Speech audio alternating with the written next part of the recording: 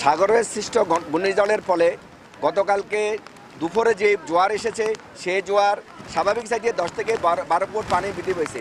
পাশাপাশি এখানে জড়ো হাওয়া বইছে। জোয়ারের পানি এবং জড়ো হাওয়ার কারণে নিজম দ্বীপের 9টি ইউনিয়ন, দমাচর এবং অন্যান্য চরে প্রায় 50,000 লোক পানিবন্দী হয়ে আছেন। জোয়ার এসেছে রাত 12টার পরে, সেই জোয়ারও অনেক ক্ষয়ক্ষতি হয়েছে। স্থানীয়রা জানিয়েছেন যে জোয়ারের পানির কারণে তাদের কাঁচা ঘরবাড়ি বিধ্বস্ত হয়েছে, এছাড়া অনেক গাছপালা উপড়ে পড়েছে।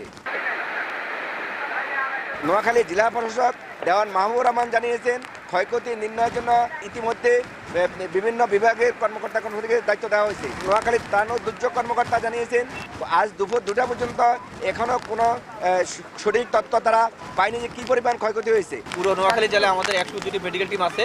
হাতিয়াতে বিশেষত আমাদের প্রত্যেকটা ইউনিয়নে একটা করে মেডিকেল টিম এবং উপজেলা স্বাস্থ্য কমপ্লেক্সে 3টা মেডিকেল টিম আছে। তো আমরা আসলে যে হাতিয়াতে রিমোট যে এলাকাগুলোতে মেডিকেল টিমগুলো কাজ করতেছে, আমরা পানি বিরোধীকরণ ট্যাবলেট, খাওয়ার স্যালাইন এবং ডায়রিয়ার যে ওষুধগুলো আমরা বিতরণ করতেছি।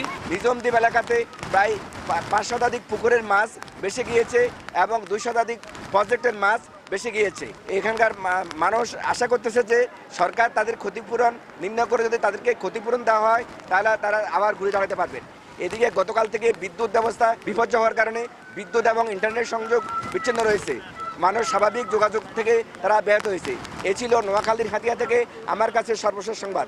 সাইফুল্লাহ কামরুল, সময় সংবাদ, হাতিয়া, নোয়াখালী।